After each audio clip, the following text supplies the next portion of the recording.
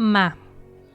Na doutrina dos patriarcas, reconstituída e resumida sucintamente por Moisés, com o alfabeto arqueométrico egípcio, no qual os judeus perderam a letra I ou Y, é a régia das 22 letras, o ponto de partida e de retorno sobre o círculo do infinito.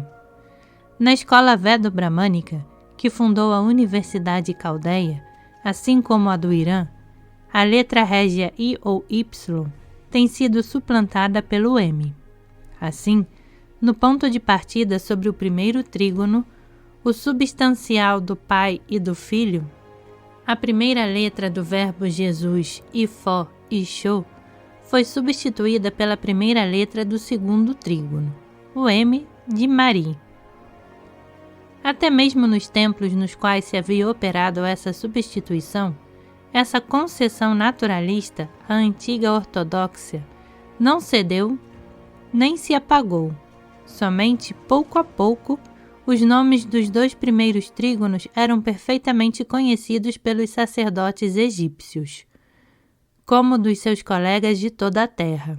Na aurora, primórdios do brahmanismo, de onde provém o abrahmanismo, no primeiro triângulo se lia Ifó e Xô, que abreviado era Ish, ou dobrado Ishi. E aí estava a concessão feita à agressiva intolerância dos eruditos soudras.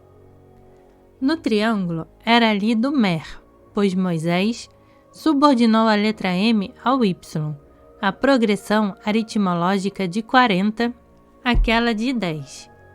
Não obstante, ele associa frequentemente essas duas letras para que não se repare muito nesse fato, quando se pretende um aprofundamento maior no significado específico de seus livros. Quando os judeus perderam totalmente a tradição de Moisés, depois de terem violado sua constituição social e massacrado sucessivamente as duas primeiras castas que ele havia instituído, era impossível o restabelecimento desta tradição graças à ignorância dos judeus, que não tinham mais o recurso de uma verdadeira universidade metropolitana. Esse recurso tinha sido dado a Esdras por Daniel, grão-mestre dos magos da Caldeia. Esdras recebeu regularmente o grau de escriba, que representava tanto no sacerdócio caldeu como no egípcio o equivalente de uma formatura na escola politécnica, de onde era recrutado o Estado-Maior naquela época. Na sua hierarquia, Daniel ainda reunia a condição de profeta ou de epopte, quer dizer, grão-mestre dos mistérios, não somente técnicos, mas também práticos. Para entender o que vem a seguir, é necessário mostrar a relação entre o brahmanismo e o caldeísmo, pois esses dois termos não significam um povo, mas um corpo sacerdotal sábio.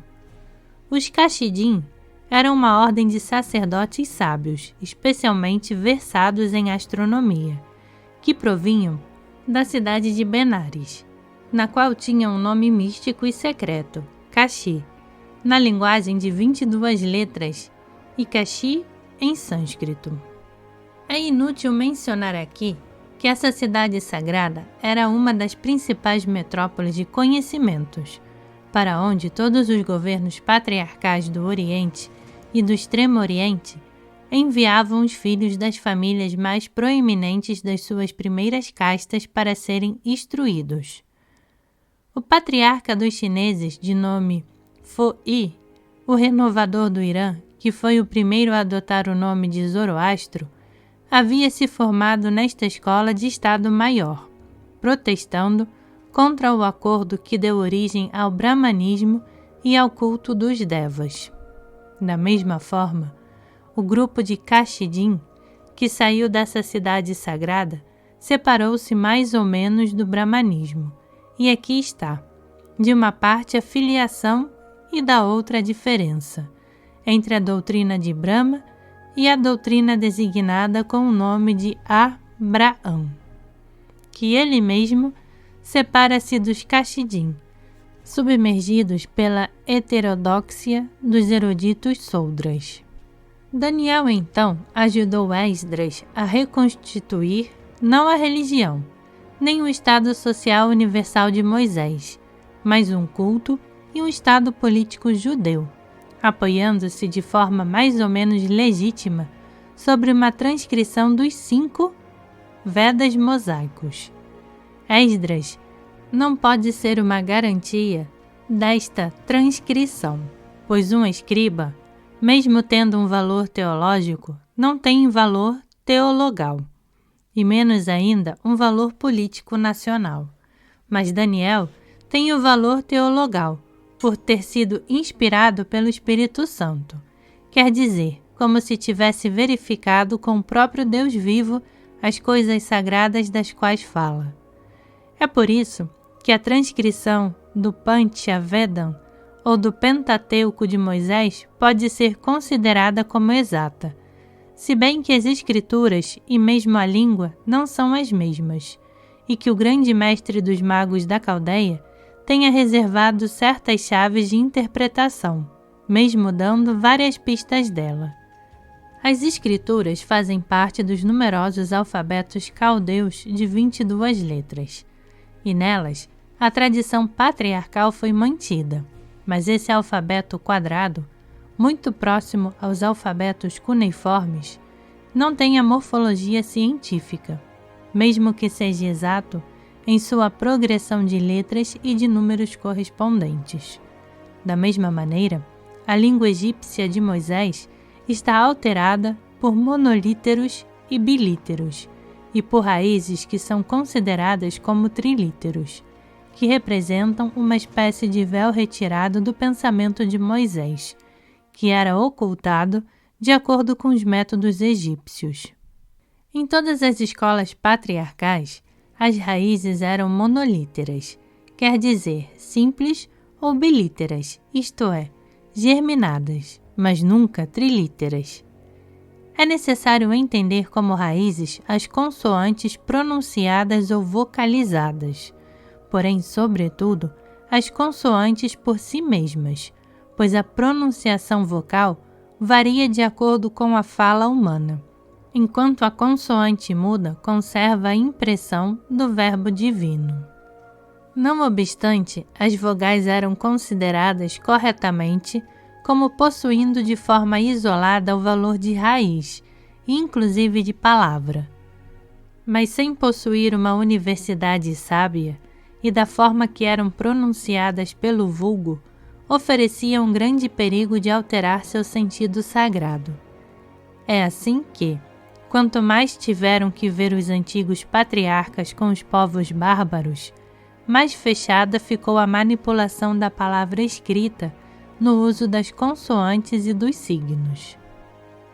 Fo-yen, limitando-se ao signo, não pôde ser entendido além de alguns séculos, e seus 5 Vedas, seus 5 livros canônicos, os Kings, continuam sendo ininteligíveis em relação à sua profundidade real.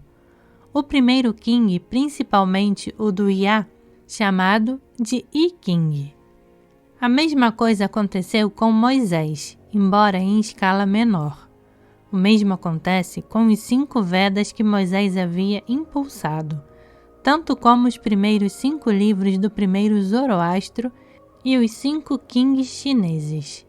A tradução ou a transcrição feita, com apoio e inspiração de Daniel, tem sido de acordo com o que procede. Ela suprimiu as vocais para preservar o sentido da Igreja Bárbara dos judeus. Mas era necessário vocalizar o texto dos versículos que deviam ser cantados ou recitados nos salmos. Deu a Esdras os pontos vocais que eram os neumas da Universidade Sacerdotal Caldeia. Esses neumas eram utilizados sem consoantes, em pequenas partes dos cânticos dos hinos, na celebração dos mistérios teúrgicos tanto no Egito como na Assíria. E o Colégio Sacerdotal Caldeu possuía ele mesmo esses neumas da Universidade Vedo-Bramânica. Em resumo, esta última os havia recebido dos antigos templos patriarcais, citados por Moisés como antediluvianos, sob o nome de Nephalim e Giborim. Para que tudo isso seja condizente na unidade do Verbo e de sua palavra primordial, tanto no passado quanto no presente e no futuro, é necessário saber se os neumas pertencem diretamente à língua sânscrita e a seu alfabeto de 49 letras, a uma língua patriarcal anterior ou ao alfabeto de 22 letras. Somente temos que dar uma olhada sobre a tabela das letras vatãs, para verificar por cima das 22 letras um zodíaco de neumas, e na descrição dessa tabela o desempenho desse zodíaco. Temos, pois, que recuar até os patriarcas antediluvianos da raça branca do Polo Norte para saber o uso que estes davam aos pontos vocais e os neumas utilizados no solfejo dos hinos teúrgicos. Porém, não respondemos de forma alguma sobre a precisão das correspondências dessas vocais e ditongos, tal como são apresentados na transcrição muito exata da tabela do alfabeto vatã. Muitas posições estão aí alteradas devido ao cisma lunar, que tem presidido a elaboração das 80 linhas védicas, as quais apresentamos também na tabela. E a chave dessas alterações é exatamente o transportador da realeza verbal, desde a letra I até a M, do triângulo de Jesus até o de Maria. A frase, ou melhor, a série de datos sânscritos que sublimam o círculo zodiacal das vogais é seu próprio hino, o hino teúrgico que os vedo-bramânicos do mais alto grau iniciático pronunciam solos cantados, dos mistérios mais profundos, e no trabalho que realizam esses mistérios. Ainda bem que não estamos amarrados a eles por qualquer juramento, mas mesmo assim não damos a tradução desse hino, limitando-nos ao que pode ser verificado sobre os fundamentos na religião e na ciência do Verbo eterno, quer dizer, a sabedoria do Verbo Criador e do Verbo encarnado. Se temos guiado diretamente desde o seio do próprio Deus e em seu espírito, quanto à verificação sagrada ou religiosa, isso não altera em modo algum, muito pelo contrário, o valor científico dos fatos obtidos, tomando-se esse termo científico na concepção mais comum, a mais terra-a-terra, a mais positiva e a mais moderna. Do que precede, resulta que, como em tudo em relação aos pontos vocais, como aos 5 Vedas de Moisés e a tradição patriarcal que eles encerram, foi condensada no máximo para o povo judeu, que nunca entendeu claramente nem a natureza, nem a origem, nem o significado das relíquias que lhes foram dadas para o seu acervo cultural. Entenda-se bem que, quando dissemos povo judeu, não falamos das 2 primeiras castas que mataram a dos sacerdócios dignos desse nome, e por fim a dos Alrim, dos juízes, dos profetas e dos santos, que viveram nesse, apesar dele. Resta saber se, apesar da autoridade de Daniel, a perda da linguagem sagrada de Moisés alerta para o crédito que se pode dar aos 5 livros canônicos transcritos sobre seu nome. Efetivamente, esses livros trazem rastros de vários estilos de redação e deve ter sido transcrito de diversos idiomas, embora similares. Esclareceremos na hora certa esse ponto importante. A crítica moderna, que não pode ser confundida de forma nenhuma com a ciência moderna, a crítica filosófica ou literária tem comentado exaustivamente sobre os 5 livros do Pentateuco. Com procedimentos que distinguem a banal instrução soldra, carente de toda instrução, bem como de toda mentalidade religiosa, os anarquistas intelectuais fizeram destes livros sagrados e de sua exégese uma confusão total na interpretação neopagã, que antecede os estudos secundários do Renascimento. Nesse caos, Moisés é relegado à absolência e transformado num mito nebuloso sem realidade nem certeza alguma.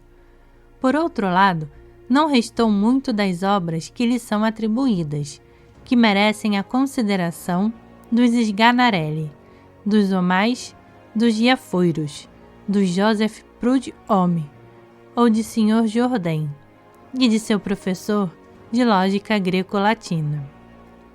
Até os próprios judeus lhe deram esse sabá do clericalismo laico, nesta revanche da instrução com a soberania do céu. É ilícito dizer que essa mentalidade especial nunca pensa além do estômago, mesmo quando tem a oportunidade de pensar com o cérebro. Sua incongruência é um meio de explorar a anarquia, a vulgaridade e a ignorância dos semi-eruditos, que formam a massa média da opinião pública. E essa exploração é muito frutífera, desde que conduza à opinião que suplantou aquela da Igreja, das honras, das profissões, das cátedras acadêmicas e o orçamento que lhes refresca. Mas perguntamo-nos, em nome de que princípio, claramente demonstrável, permite-se que esses soldras, em rompimento com o leilão social, possam avaliar o pensamento e as obras dos antigos sacerdócios. Para julgar tais homens e tais obras, seria necessário que fossem da raça mental e psíquica dos primeiros, e que conhecessem os princípios, as leis, os métodos, a forma de pensar e a maneira de escrever que presidiram os segundos. Se Sancho Panza tivesse pretendido medir o Sinai, o Tabor e o Calvário com a vara com que batia no seu burro, o metro de nossos modernos comerciantes, literários e filósofos seria de alguma forma como os seus guarda-chuvas. Entre as descobertas dos profundos pensadores e ainda mais profundamente barrigudos, existe um cúmulo ao qual me limitarei de comentar no momento.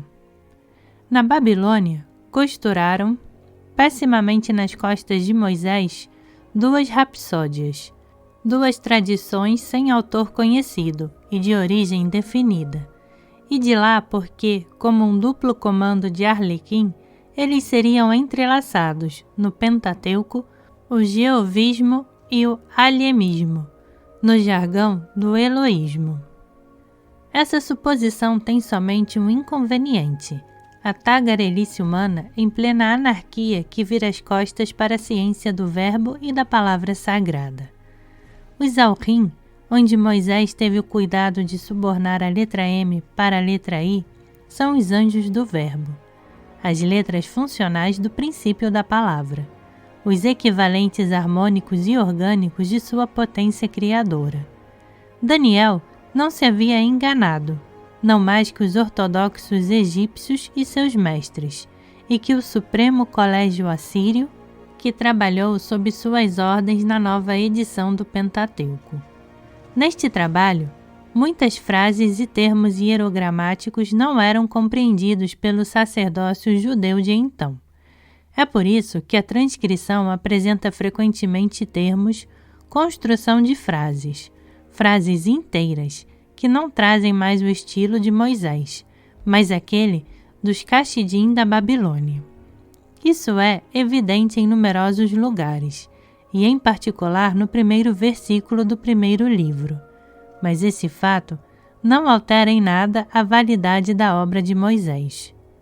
O alfabeto, de 22 letras herdados dos patriarcas da raça branca, era uma tabela de equivalentes comuns a todos os templos universitários de suas igrejas.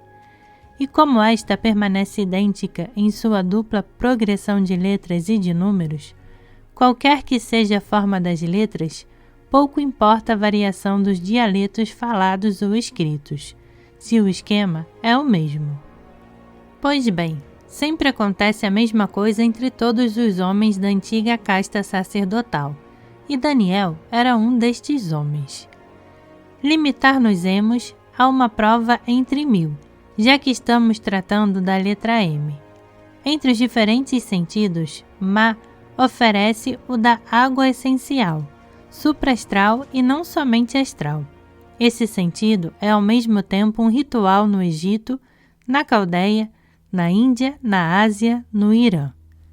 Saindo dos continentes africanos, asiáticos e europeus, vamos para um dos remanescentes da antiga terra antediluviana, a Velha América.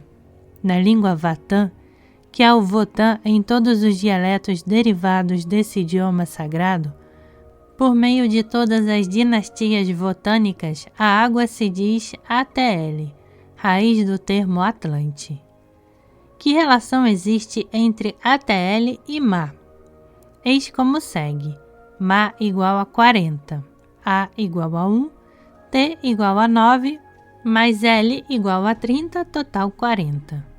Este pequeno exemplo, que poderia ser multiplicado ao infinito, mostra que a palavra como ciência e como arte teve maior consideração dos antigos sacerdotes do que dos modernos professores, e que estes, embora se entronizassem no topo da anarquia da instrução pública europeia, não tinham qualidade de julgamento, mas só de irreverência quando decidem falar e escrever a esmo, poucas e boas sobre os sábios inspiradores e sobre os livros sagrados da antiguidade. Para alcançar elevações semelhantes, onde a tagarelice empírica e selvagem apaga-se para deixar lugar ao verbo, onde a vã pretensão do homem desaparece para deixar lugar a uma reflexão sábia, consciente e respeitosa do pensamento divino, é preciso ter uma mentalidade completamente diferente da filosofia literária dos anarquistas burgueses pagãos, de Atenas e de Roma, do Renascimento e de sua série de assuntos conhecidos sob o nome de enciclopédia. Já os judeus estavam longe do pensamento religioso de seu mestre, como tem provado, de sobra, porém tanto mais longe estão ainda os modernos discípulos de Juliano, o apóstata, ou de Marco Aurélio, os simoníacos renegados do verbo criador e do verbo encarnado. Aí estão os falsos pastores que conduzem ao abismo e à carnificina, à ruína e à aniquilação tudo o que foi a cristandade, e os resultados do predomínio governamental que reivindicaram à custa da antiga ordem social os entregarão cada vez mais à cólera divina e à execração de todos os homens de boa vontade, de todos os homens de sacrifício e de disciplina, sacerdotes, soldados, trabalhadores, em todos os graus da hierarquia do trabalho.